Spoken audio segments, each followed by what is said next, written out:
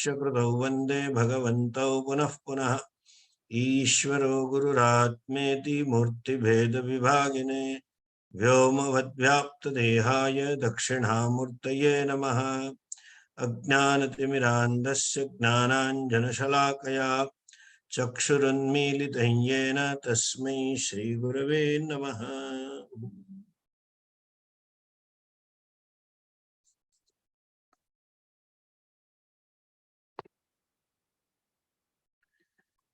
Mantra number 4.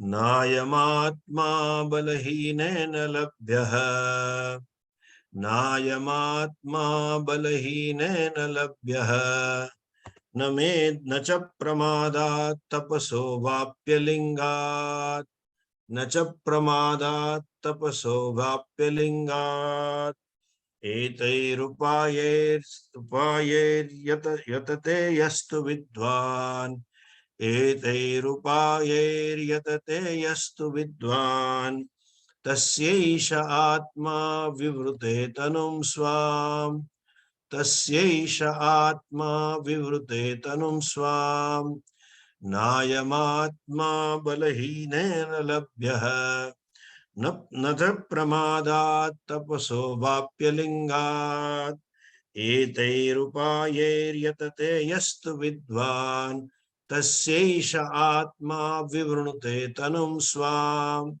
Etairupayer yatate yastu vidvan Tasyeisha atma vivrunute tanum swam. Last time we have been seeing one who doesn't have balam, strength, he cannot gain the Atma, he or she cannot gain the strength. What is the opposite of the strength? Weakness.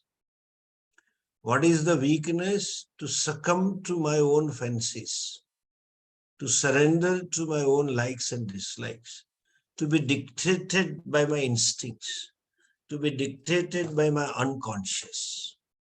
That is balahinatvam. That is the status of being weak. So one need to have mastery over one's own likes and dislikes, one's own reactions, one's own values. See, we are dictated by our own values. Certain things we are compelled to do. Certain things we are compelled not to do. In some degree, there is always a Duryodhan here. Janami dharmam nachame pravrittihi. I know, but I cannot stop myself from not doing. So, that is not only with reference to duty. Subjective values of cleanliness, subjective value of how things should be done, even a value for discipline, value for time. I have seen people are so fastidious about discipline, so fastidious about time. It's okay. I appreciate that you should be punctual. I appreciate you should be disciplined. But that becomes an obsession. Our own values dictate our way of living, our way of conducting, way of relating with others. That is lack of balam. You have to be objective, and as they say in US, cool. They don't say cool even. Cool like cucumber. Yes, it's okay. It just be cool. What's big deal about it? And anything blown out of proportion is a problem to oneself and to others. Anything blown out of proportion creates a cocoon for yourself. You're creating a cocoon for yourself and get stuck in that cocoon. 1 minute. So that is a balam. To be objective is a balam. Nacha pramada. Pramada means slothfulness, inadvertentness, laziness. One has to live a life of alertness if one wants to gain the self. And there should be a life of tapas. And that life of tapas without lingam. Okay? What is lingam? Lingam means evidence. Lingam means hetu, technically speaking. What we call it, there is a smoke on the mountain. That's a lingam. It's a hetu. It's a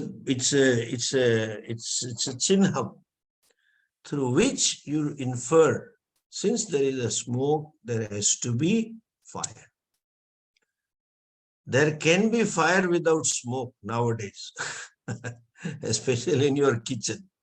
But there, in the family also, there can be a lot of fire, but may not express it out.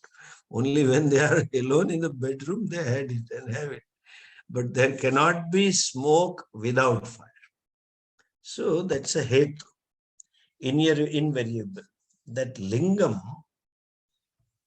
without lingam, and here pramada, as we saw, is lack of vairagya. As I said last time, all other desires are desires for anatma. And this mokshecha is only desire for atma. And as Puja Swamiji would say, this mokshecha is not accommodative. You cannot have mokshecha as well as all other desires. No. It calls for a mind which is free. Vairagya means relatively free mind. Vairagya means objectivity. That is a freedom. When you are aiming for absolute freedom, you ought to have relative freedom. And unless one has that relatively free mind, one cannot gain the self. And here, linga means sannyasa. What are the lingas of sannyasa, Chinha?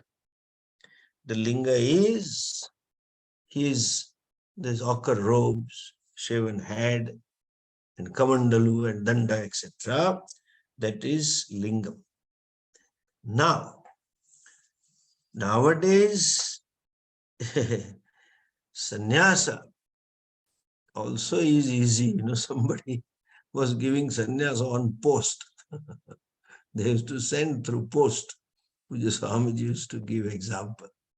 Anyway, that's not sannyasa. Sannyasa is maturity. What kind of maturity? Psychological, emotional, and ethical maturity. The sannyasa means emotionally matured person, the one who has processed himself, herself, his or her own unconscious, and ethical maturity, who is naturally committed to ethical way of life. And thereby, he takes to certain lifestyle. Sannyasa is a lifestyle where you are totally committed to pursuit of knowledge at the exclusion of all other pursuits. Nothing else to be done. Just by not doing anything, you don't become a sannyasi. Okay? Not doing anything, there are lazy fellows available, n number of people. And just by wearing this ochre robe also, you don't become a sannyasi. There are people, we had few fellows who took to life of this sannyasa just to learn Gita, so they can talk Gita in English, and so they can go to foreign countries. That's not sannyasa. And it is not something you take it. Nowadays, there is a fancy also. I hear some camps, some Swamis doing this. They give ochre robe to all the campers. You have to wear this colored clothes for a week, and then after the camp is over, you give it up. That's not sannyasa. Sannyasa is a mindset. One who has outgrown the world, that who has ripened, as you can, maturity from the worldly things, and just doesn't want anything. And out of out of that inner freedom born out of Vairagya and Viveka, there is a commitment to moksha. And that person takes to lifestyle which gives him or her freedom to pursue the knowledge exclusively. That is lingam. And tapas here means Shravana, Manana, and Nididhyasana. Listen this. In Shastra, Shastra is in the form of the words. Since it's words, they are always available for misinterpretations and sometimes wrong interpretations or not interpreting, understanding properly. You have to see the context. You have to see the reference. I'll give generally the word meaning of tapas is penance. A lifestyle full of penance. Self-imposed discipline at physical, verbal and mental level.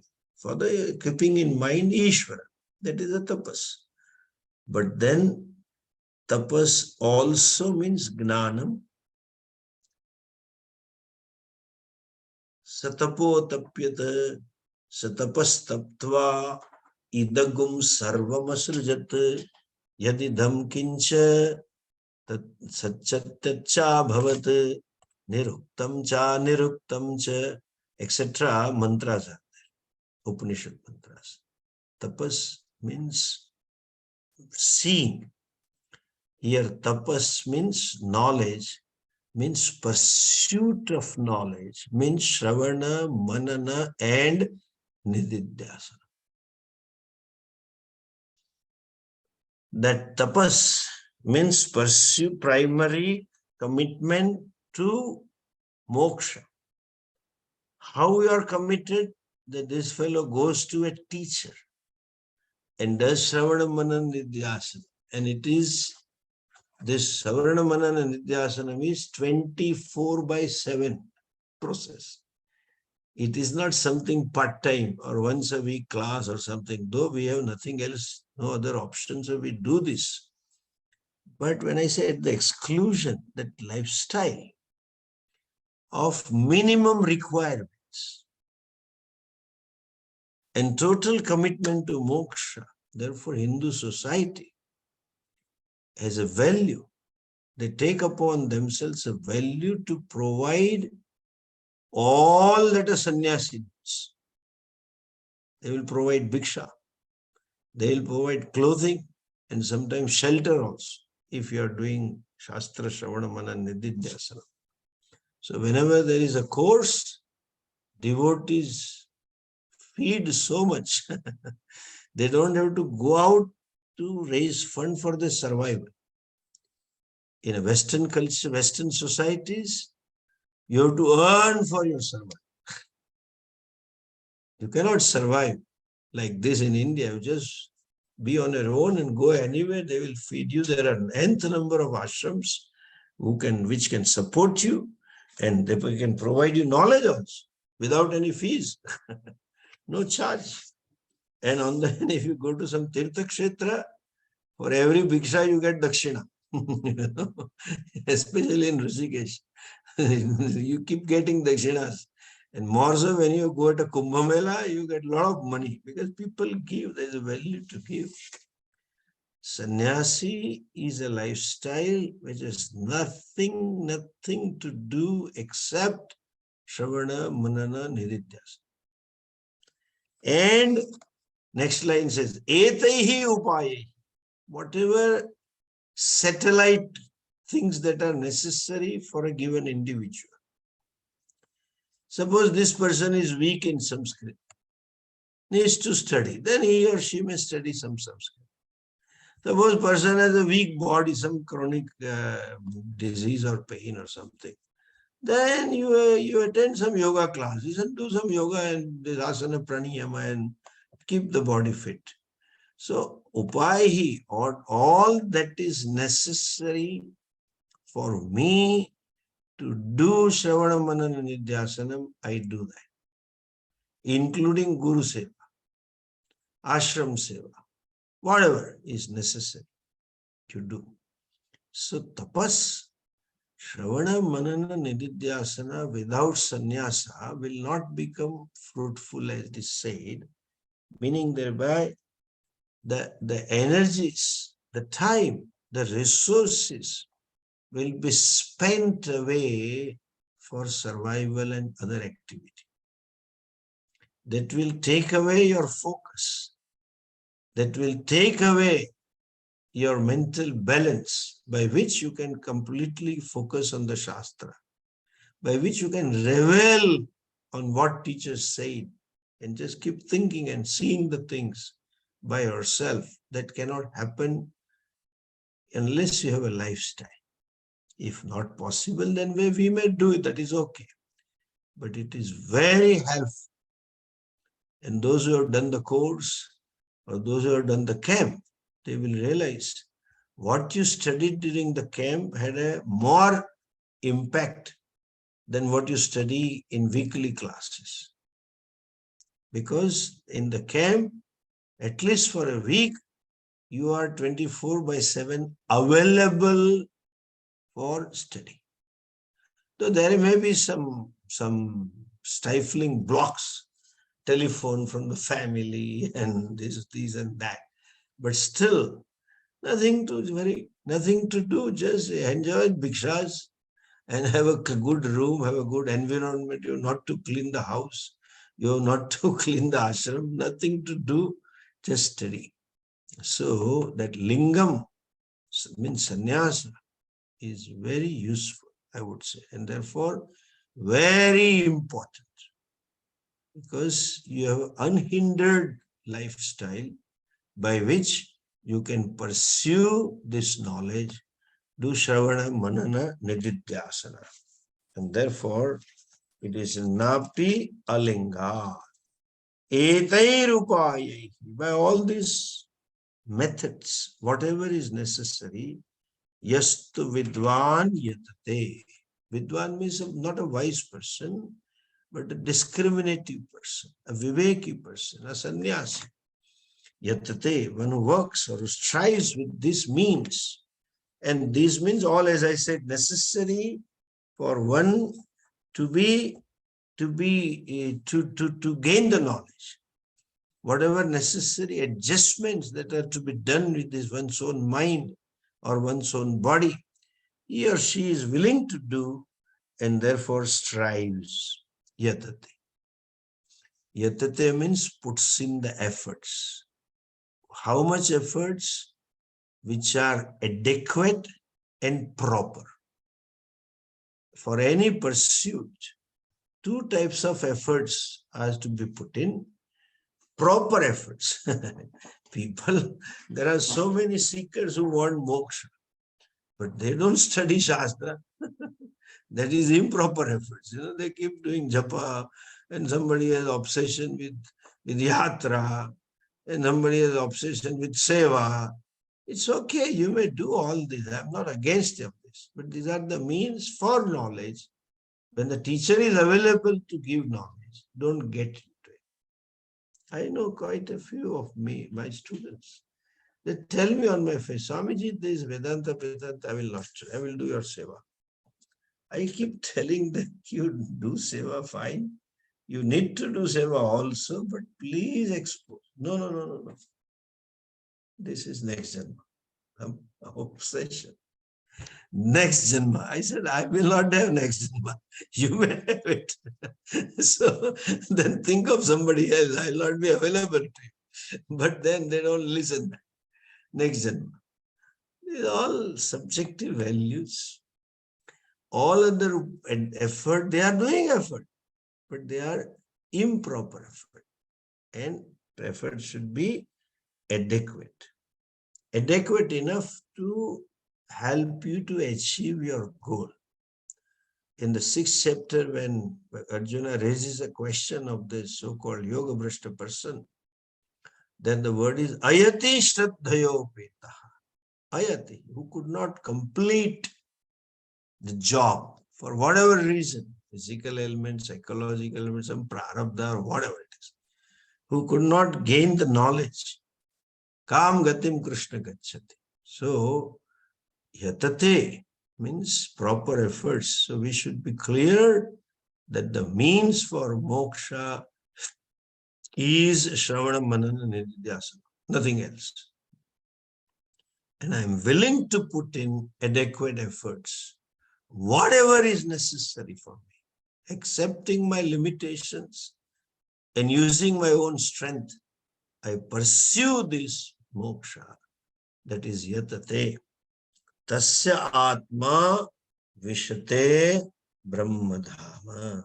No, that person, one who has chosen Vidwan, the person who is a mumukshu or jignasu, the person who is a balavan, who has necessary inner strength, by which doesn't succumb to one's likes and dislikes, that person, he or she, that yatasya atma vishate brahmadhama, itself will enter what? Brahmadhama, will enter the abode of Brahma. Please understand, this entry is figurative. Okay? Since this fellow are committed, Jivatma, the ignorant guy, is committed to go somewhere.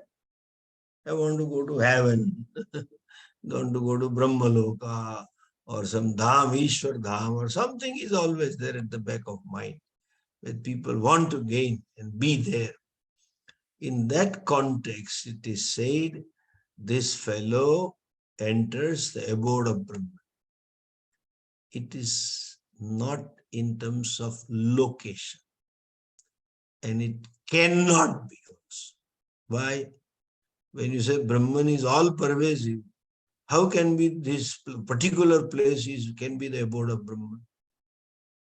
Everything is Brahman. Yacha kinchit jagat sarvam drishyate shruyate piva antar bahishya tat sarvam vyapya narayana stitaha. Antar bahishya tat sarvam. Inside, outside, in between, everywhere is Brahman. The space is Brahman, Vayu is Brahman, Agni is Brahman. Where is this particular place Brahman? So entering Brahman is figurative, or it is with reference to the separation from Brahman.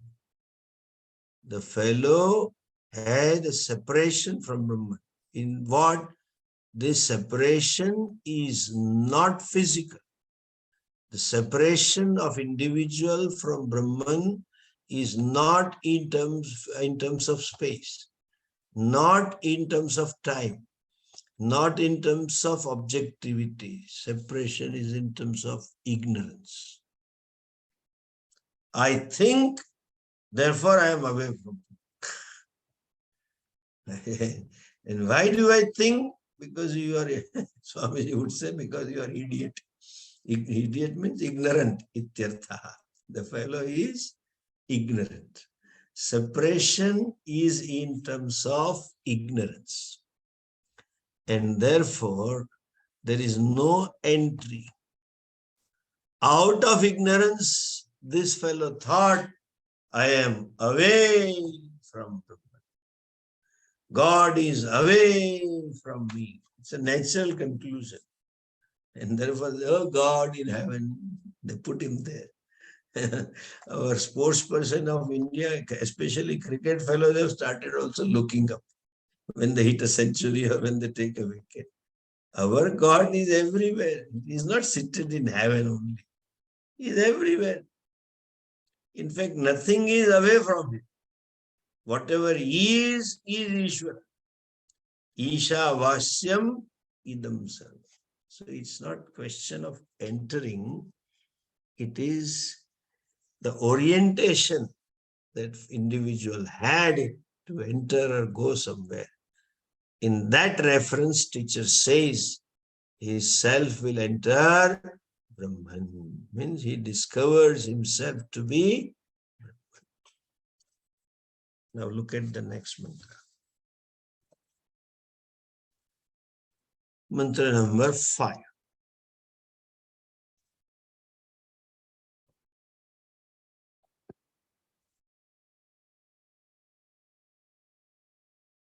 Samprapya enam ऋषयो ज्ञानतृप्ताः Samprapya enam ऋषयो ज्ञानतृप्ताः कृतात्मनो वीतरागाः प्रशान्ताः कृतात्मनो वीतरागाः प्रशान्ताः ते सर्वगं सर्वतः प्राप्य धीराः ते सर्वगं सर्वतः प्राप्य धीराः युक्तात्मनः सर्वमेवाविशन्ति युक्तात्मनः सर्वमेवाविशन्ति संप्राप्य एनं ऋषयो ज्ञानतृप्ताः कृतात्मनो वीतरागाः प्रशान्ताः संप्राप्य एनं ऋषयो ज्ञानतृप्ताः कृतात्मनो वीतरागाः प्रशान्ताः ते सर्वगं सर्वतः प्राप्य धीराः युक्तात्मनः सर्वमेवाविशन्ति ते सर्वगं सर्वतः प्राप्य धीराः युक्तात्मनः सर्वमेवाविशन्ति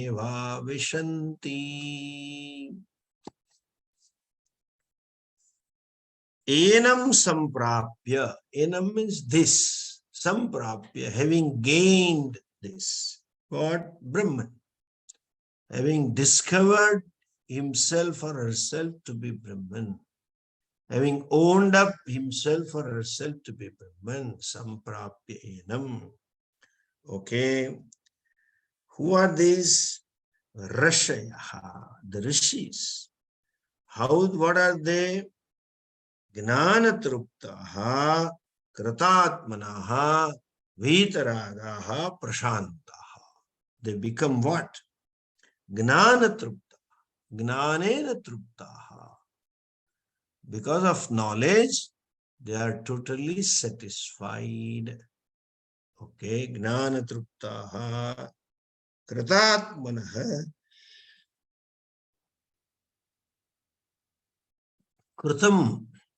Atma ena saha. Atma is in a sense of mind, antahkarana. Those who have readied their antahkarana, ready for knowledge, ready for moksha. And vitaraga, those who are free from likes and dislikes. And who are they? Prashant, prakarshena shantaha. Here Shanti is in a sense of cheerfulness. Shanti is in a sense of being relaxed. Totally relaxed, totally cheerful. They are, what happens to them? You know, the rishis become like this. Means one who knows the self becomes what? Gnanatruptaha, kritatmanaha, vitaragaha, prashantaha. Okay. Then yuktatmanaha means who are committed to Brahman, and sarvagam prapya, sarvatah prapya, having gained all pervasive Brahman, sarvatah, that Brahman which is all pervasive for all the time, they have gained it. I mean, they have a clarity about it. They have owned up their own nature. Sarvameva vishanti. They become everything. Sarvam eva avishanti, as though they enter into everything. In other words, they become everything. Okay. So either way you can take it. They become like this, or those who are like that, they become this. Who are like that? Kritatmanaha. Kritatmana means those who have made their mind ready. They have rendered their mind ready. What kind of readiness? In one word, you can say freedom from the holds of likes and dislikes. Freedom from the hold of their own subjectivity. Don't think that vairagya means only giving up home, giving up relationship, giving up money, etc. No, that's not vairagya. Any extra value for anything is raga. As I mentioned, cleanliness. Fastidiously clean. As I mentioned, I want things in order. Raga. Even sometimes laziness is also raga. They can just sleep whenever they want. They don't wake up, don't do any exercise. These are all wrong values. We have to upkeep our body. We have to upkeep our mind. This has to be done. It's to be done. Any kind of stubbornness, obstination, obstinative mind is raga. No value is something which I am committed to. You have strong values, nothing wrong in it. But please understand, values are for me, not that I am for you. The vows to be taken are by me. But Bhishma Pitahama lived the life for the vows. He didn't take vows for himself, but he is an archetype. He was so committed to his values, value of that I have taken a vow, that he fought for a Duryodhana, which he shouldn't have. He took a vow that I'll protect the kingdom of Hastinapura. But you should protect the kingdom of Hastinapura provided the king is righteous. King is dharmika. King, if it is adharmika, you should not side him. He should have punished that king, Duryodhana, stupid Duryodhana. Rather than that, he just sided him and fought for him against Pandavas, who were the one who were fighting for dharma. The Bhishma, the man of ethics, man of words, man of values, such a great person, had an extra value for his vows. That is raga. This is an American expression, I don't want this person anymore. I hate him. What's the big thing about it? They are so hateful for this. As they say in Gujarat, man ee manas ditto nathi gamto. But ditto, I don't see him also. I don't like him to see him. What is this? This is all absence of vairagi. Kratatmanaha means mind that is relatively free. Mind that is not obstinate. Mind that can give up the things and take up the things if situation demands. That's what we have to learn from Krishna's life. He gave up his vow when he demanded that he took a chakra to protect this Abhimanyu. I mean, when he was driving Arjuna's chariot. Anyway, I don't want to get into the story. So, Kratatmanahaman, they have prepared that knowledge, or prepared that mind to all these upayas, and Kratatmanaha and Vitaraga. Since they are Kratatmanaha, they are called Vitaraga. Vitaraga means no more dictated by likes and dislikes. Samprapya enam, having gained this Brahman, having gained this self, they become Gnanatruptaha Prashantaha. You can interpret that way also. They become what? Gnanena Truptaha. Means they have become satisfied by knowledge. How can you get satisfaction by knowledge? Generally, our dissatisfaction is because of not having something. And dissatisfaction is because of having something. I'm dissatisfied with this house. I want a bigger house. I'm dissatisfied with this car. I want a better car. or I don't have that car and I have this, whatever reason.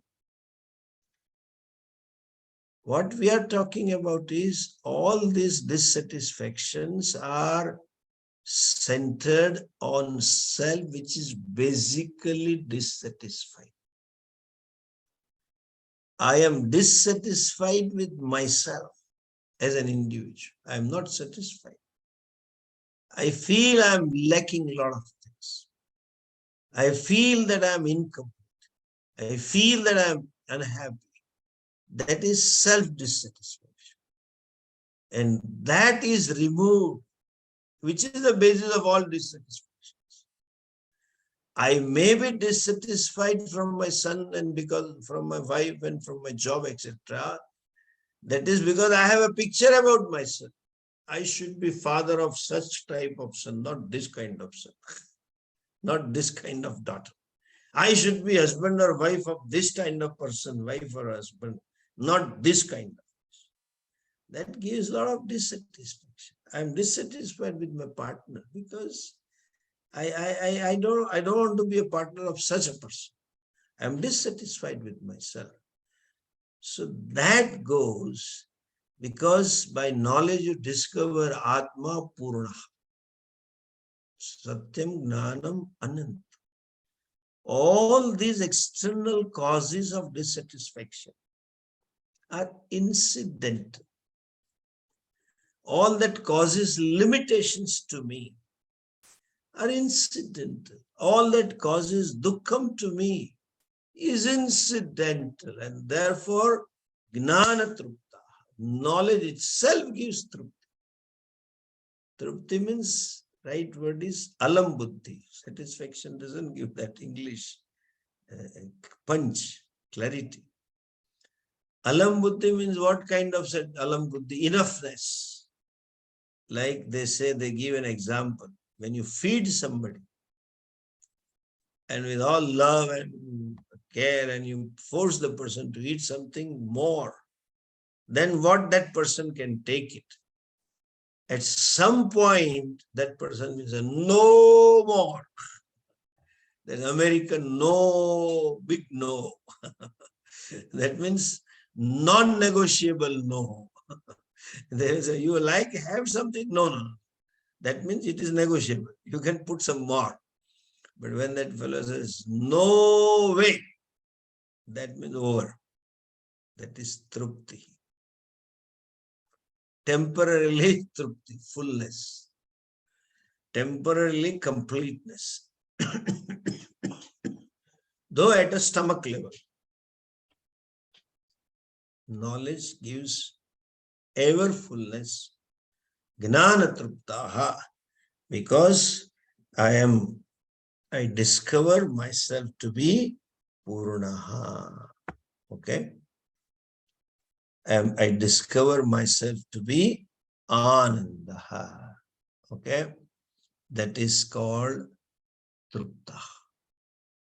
One who has gained the self, they become Gnana Truptaha. Who gains the self? Krutatmanaha Vitaraga. Krutatmanaha Vitaraga enam samprapya ye rushayaha Gnanatruptaha prashantaha bhavanti. They become like this. Okay.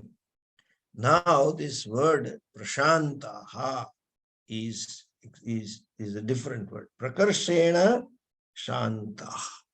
What kind of prakarshena shanti? Shankaracharya says, Uparata indriyaha tevam bhutaha. Uparata indriyaha means what? There are two types of peace one has. Or in modern days, you can say three types of peace.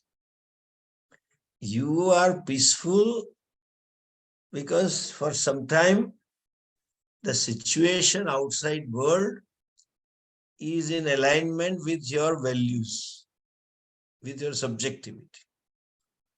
So by and large, you are peaceful. So in absence of external ashanti, I am shanta. That is one kind of shanti. When I say nowadays, three types of shanti. Second Shanti is our modern yoga Shanti. Meditation peace. Meditation peace. What is meditation peace? Modern, they talk of meditation means thoughtlessness. Could so much. Don't think anything. That itself is a thought. Be thoughtless for some time. Stone the mind for some time. And you should see them. I've seen these guys, when they meditate and they smile. Because in that Shanti you will get joy, happiness. Atma will manifest. As though somebody in Atma is hidden. So they say as though they are experiencing Atma. Deep meditation. I don't know what is deep and shallow meditation. If it is a samsara sagara, it is always deep. There is no shallow saga. So if it has to be meditated, then it has to be deep only all the time. Why you give adjective? They all make it mystical. Deep meditation. When they open the eyes, they look as if mind is working in slow motion. Slow motion. They just look slowly, respond slowly. Prashanta. Thoughtlessness is prashanti. No. Prashanti is shanti in spite of ashanti.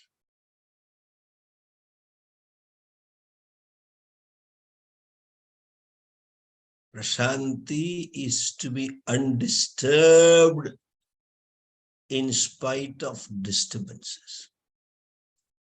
What is that? That means person knows all the disturbances are incidental. So-called disturbances are from the world which is mithya. Even a vritti is mithya. All this drik, drashta and drashyam is mithya. I am shant. Shantam Shivam Chaturtham Manyante Sa Atma Savigna. I am Shanta always. Let there be. All this Ashanti is play of Maya. All this Ashanti is in the world, in the realm of ignorance. I am Sakshi to all of that. It is a mind that is Ashanta, not me. And I am the illuminator of the mind, the very substratum of the mind. I am the Chaitanya upon which the dance of vrittis takes place. Nataraja dances. All these vrittis dance in my mind. Nothing to do with me. That is prashanta. And that gives a strength to take on any disturbances. That prashanti is sthita prajna. Dukkheshvanadvigna manaha sukheshu vigata spruha. Vitaraga bhaya krodaha sthita dharmuni ruchyate. The fellow is unshakable. Yasmin sthito na dukkhena gurunapi na vichalya. Bhagavan says, however difficult times or situation may come in one's life, the person is unshaken, solid as rock, because he or she knows mano buddhi ahankara chittani naham nacha shrotra jivve nacha grana netre chidananda rupa shivoham shiva. I am that. That is prashanta. In other words, asangaha is prashanta. Untouchable. This untouchability is there in India. Yes, wise men are untouchable, who cannot be touched, who cannot be impacted, who cannot be affected, or you cannot be afflicted by this kind of. There may appear some affliction, but he or she knows it is mind that is afflicted. It is mind that is pain. There may be excruciating pain in the body. The wise person, for him, it may be unbearable. Oh, he may do that. But that's a limitation of the body, not me. That's a pain at the level of body, not me. That is prashanta, who cannot be touched by any kind of disturbance. Any kind of ashanti cannot make him ashanta. Because that sapekshit, relative shanti or ashanti, the wise person knows is only and only with reference to the world which is incidental, or you can say it is mithya. It doesn't touch me. That is prashantaha bhavanti. And then yuktatmanaha te, all those persons, who are committed to gain Brahman, sarvata sarvagam prapti, having gained that all-pervasive Brahman all the time, sarvameva vishanti, they become everything. Pujya Swamiji would interpret prashantatmanaha or prashantaha as the one who are always cheerful. Always cheerful. Why? They are cheerful always. Why? Because they have nothing there to make them, to take away the cheerfulness of them. They can take the things in the right stride and accept the things as it is. That is prashantaha. And they, having gained the Brahman, having been owned up the nature of the self, they become like this. We will see this part next week when I take the class. Okay. Today we shall conclude. Om Purnamadav Purnamidam Purnat Purnamudachyate Purnasya Purnamadhaya Purnamevavashishyate. Om Shanti Shanti Shanti. Harihi Om Shri Gurubhyo Namaha. Harihi Om.